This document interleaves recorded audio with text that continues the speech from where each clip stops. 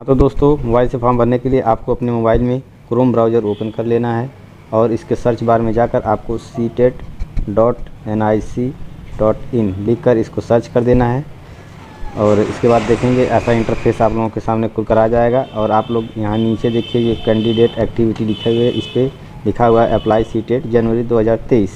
तो इसको क्लिक कर देंगे और इस तरीके का इंटरफेस खुल के आ जाएगा। और यहाँ पे आने के बाद देखिए यहाँ पे ये ऐसा इंटरफेस खुल के आया है। तो यहाँ देखिए लिखा हुआ है only registered candidate sign in. तो इससे पता चलता है कि इसके पहले आपको रजिस्ट्रेशन कर लेना है। जब आप रजिस्टर्ड हो जाएंगे उसके बाद आप अपना एप्लीकेशन नंबर और पासवर्ड डाल के उसको ओपन कर सकते हैं। तो इसमें ये नहीं है कि मान लीजिए आपने पहले कभी सीटेट दिया हुआ है तो आपका उसी रजिस्ट्रेशन काम चल जाएगा। आपको नया रजिस्ट्रेशन करना पड़ेगा। जितनी बार आप सीटेट का पेपर देंगे हर बार फॉर्म भरते समय आपको नया रजिस्ट्रेशन करना ही पड़ेगा। तो आइए सर हम रजिस्ट्रेशन करते हैं। तो यहाँ रजिस्ट्रेशन पे न्यू रजिस्ट्रेशन पे हम लोग क्लिक कर देंगे और इस तरीके का आ जाएगा। देखिए यहाँ पर सब कुछ लिखा हुआ है। यहाँ पे देखिए फ़ीस की बात करें तो जनरल ओबीसी की फ़ीस जो है 1000 रुपये फॉर एक पेपर, ओनली वन पेपर के लिए, चाहे 1 दीजिए या 2 दीजिए, 1000 बोथ पेपर के लिए, मतलब दोनों पेपर्स के लिए 1200 रुपये। और SC/ST कैंडिडेट के लिए पेपर 1 या 2 दे तो 500 रुपये। यदि वह दोनों पेपर देना चाहते हैं तो 600 रुपये फ़ीस निर्धारित की गई है। और नीचे आएंगे हम लोग, देखिए यहाँ पे कन्फर्मेशन क्लिक कर देना है। उसके बाद यहाँ क्लिक हेयर टू प्रोसीड पर क्लिक करते हुए आगे बढ़ जाना है। और आगे आएंगे तो आप लोग देखिए यहाँ पर ऐसा इंटरफेस खुल के आएगा और सभी इंटरफेस में अपना जो जो पूछा उसको भर देना। जैसे कि मान लीजिए यहाँ पर दिया हुआ कैंडिडेट ने, मैं यहाँ पर अपना नेम डाल दूँगा INOD विनोद। और इसके बाद मैं अपने पिताजी का नाम डालता हूँ। उसके बाद देखिए मदर्स नेम पूछा हुआ है, यहाँ पर अपना मदर्स नेम डाल देंगे। उसके बाद आप अपनी डेट ऑफ बर्थ डाल देंगे और इसके बाद देखिए मंथ यहाँ पर डाल देंगे और यहाँ ईयर। ओके, उसके बाद आगे बढ़ जाएंगे। आगे बढ़ने के बाद देखिए जेंडर पूछा हुआ है तो आप अपना यहाँ पे जेंडर चूज कर लेंगे, मेल फीमेल या जो भी है। और उसके बाद आइडेंटिटी टाइप, और आइडेंटिटी टाइप में मान लीजिए आपके पास कौन सी मतलब पहचान के तौर पे आपके पास कौन सा प्रमाण है, वोटर ID है, पासपोर्ट है, या बैंक पासबुक विद फ़ोटोग्राफ, मतलब फ़ोटो के साथ है, राशन कार्ड है, या फिर कोई other valid government ID with photograph, मतलब फ़ोटो के साथ कोई भी गवर्नमेंट ID हो। ठीक है, तो फ़ोटो के साथ कोई भी गवर्नमेंट ID हो। तो इसके लिए जो है जैसे कि साधारणतः सभी लोगों के पास आधार कार्ड आजकल उपलब्ध है, तो हम लोग इसमें any other valid government identity with photograph में इसी को क्लिक कर देंगे। ठीक है, उसके बाद जो देखिए यानी आधार कार्ड नंबर को डाल देंगे। और उसके बाद देखिए हम चले आते हैं अपने कॉन्टैक्ट डिटेल के पास। कॉन्टैक्ट डिटेल देखिए लिखा हुआ है नेम, यानी इसमें अपना नाम डाल देंगे आप। एड्रेस के लिए नेम लिखा हुआ है तो इसमें अपना आप नाम डाल देंगे जो आपका एड्रेस होगा। उसके बाद फिर देखिए नीचे लिखा हुआ है सब लोकलिटी है, अपने आप गांव का नाम डाल सकते हैं।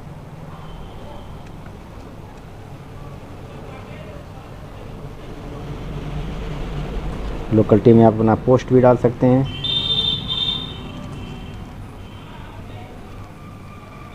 और यहाँ अपनी कंट्री को चूज कर लेंगे। कंट्री तो सबकी इंडिया ही है। और स्टेट में आप अपना स्टेट डाल देंगे जिस स्टेट से आप बिलोंग करते हैं। करने के बाद उसके बाद आपके सामने ऐसा इंटरफेस खुल के आ जाएगा। और आप लोगों को सिंपली जो है ये जो यहाँ पे लिखा हुआ है इसको कंफर्म करने के लिए देगा, जैसे my name, my father name, इन सब चीज़ों को क्लिक कर लेना है कि हाँ ये सब सही है। चेक करते हुए चेक करिए, उसके बाद क्लिक करिए। उसके बाद आई एग्री पर क्लिक करके यहाँ पर देखिए दिखा हुआ एडिट रजिस्ट्रेशन फॉर्म। यदि इसमें से कोई आपकी गलती हुई हो ऊपर तो आप इसे एडिट कर सकते हैं यहाँ से। ठीक, अगर सब सही है तो आप सबमिट एंड सेंड OTP पर क्लिक कर देंगे और आगे बढ़ जाएंगे। देखिए यहाँ पर do you wish to submit registration form and get OTP, तो आप यस कर देंगे। सबके सामने अब ऐसा इंटरफेस खुल के आ जाएगा और आपके मोबाइल पर जो OTP आई होगी उस OTP को वहाँ से आप देख के और यहाँ OTP डाल देंगे। OTP डालने के बाद आप सबमिट रजिस्ट्रेशन फॉर्म पर क्लिक कर देंगे और आपका अगला प्रोसेस खुल के आ जाएगा। देखिए OTP डालने के बाद आपका जब आप उसको सबमिट कर देंगे तो आप देखिए आपके सामने यहाँ पर नया इंटरफेस खुल के आएगा और इसमें लिखा हुआ है साफ साफ की कंप्लीट एप्लीकेशन फॉर्म। यहाँ पर क्लिक करेंगे और आपके सामने देखिए फिर ऐसा इंटरफेस खुल के आएगा। इसे पर्सनल डिटेल की मांग रहा है तो इसको आप यहाँ पर क्लिक करेंगे और अपनी पर्सनल डिटेल को यहाँ पर भरेंगे। कि उसके बाद जो है आपके पर्सनल डिटेल्स में इस तरीके का खुल के आ जाएगा। देखिए इसमें नेशनलिटी में सेलेक्ट करना है, नेशनलिटी। उसके बाद अपनी कैटेगरी चुन लेनी है, SC ST OBC जनरल जो भी हो आप उसमें डाल सकते हैं। उसके बाद यहाँ जो है आप लोगों से पूछा गया है कि आप PWBD के अंतर्गत आते हैं या नहीं। यदि नहीं आते हैं तो यहाँ पर नो चूज कर देना है। और यदि आते हैं तो उसके बाद यहाँ पर नीचे उसके बारे में मांगेगा तो उसको भरना होगा। ओके, उसके बाद नीचे दिख दिया हुआ इसको भी नो कर देना है। और एम्प्लॉयमेंट स्टेटस देखिए दिया हुआ है, तो इसमें जो है ये पूछा हुआ है कि आपका एम्प्लॉयमेंट कैसा है, यानी आप रोज़गार हैं या नहीं हैं, या फिर हैं तो क्या हैं। जैसे एम्प्लॉयड एज टीचर दिया हुआ है, यदि आप अध्यापक के रूप में कार्य कर रहे हैं तो इसको आप चूज करेंगे। यदि कोई अदर कार्य कर रहे हैं तो आप जो है नीचे थर्ड वाला चूज करेंगे। यदि कुछ नहीं कर रहे हैं, बेरोज़गार हैं, तो नॉट एम्प्लॉयड में आप क्लिक करके आगे बढ़ जाएंगे।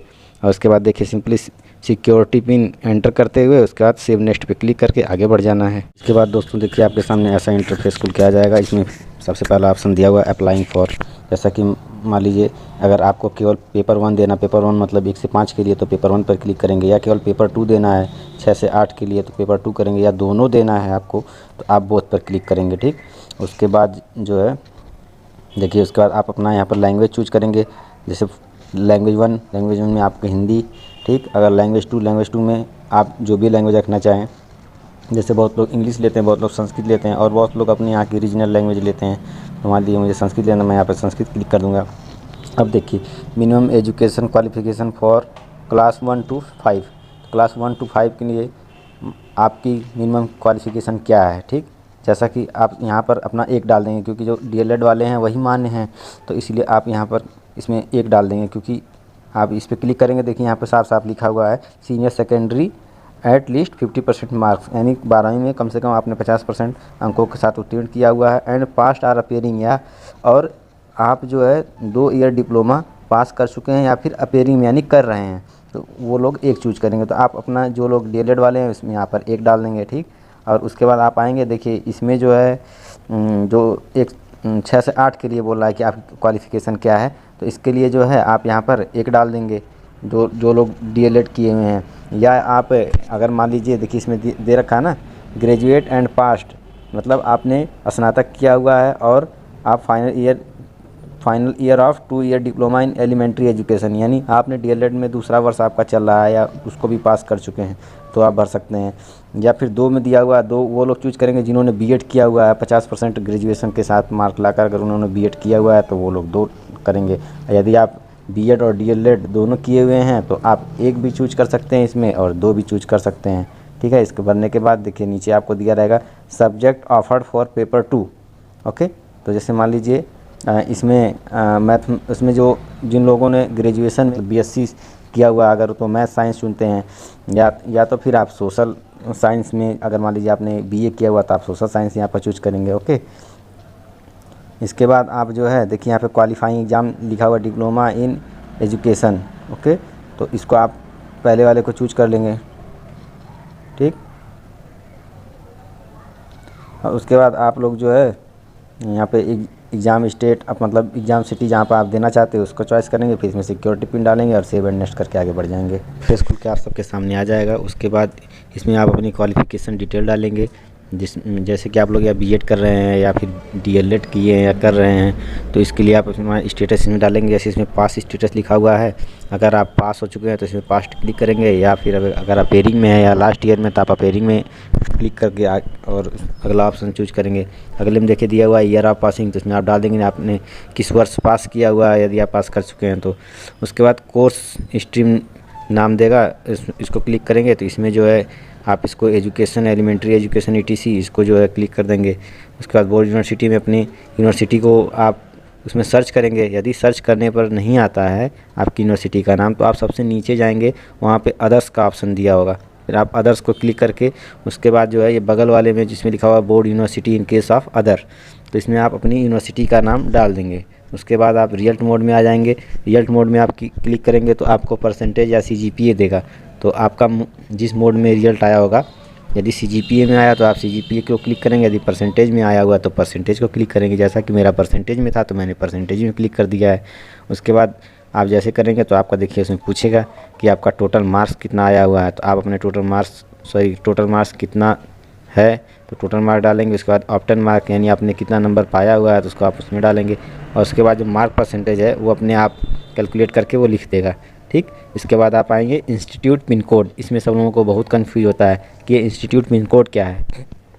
इंस्टीट्यूट पिन कोड का आशय है कि आपने जिस कॉलेज से बीएड या डीएलएड जो भी आपने किया हुआ है उसका पिन कोड कितना है, उस एरिया का पिन कोड जो भी होगा उसको डाल देंगे। मान लीजिए यदि बहुत से लोग होंगे जिन्होंने ओपन यूनिवर्सिटी से किया होगा, वो सोच रहे होंगे कि हम कहाँ का डालें, तो उसके लिए उनका जो मेन ब्रांच होगा, जैसे कि मान लीजिए आपने राजर्षि टंडन से किया हुआ है तो उसका मुख्यालय जो है इलाहाबाद में है, तो इलाहाबाद में जहाँ भी है तो उस एरिया का आपको पिन कोड इसमें डाल देना है।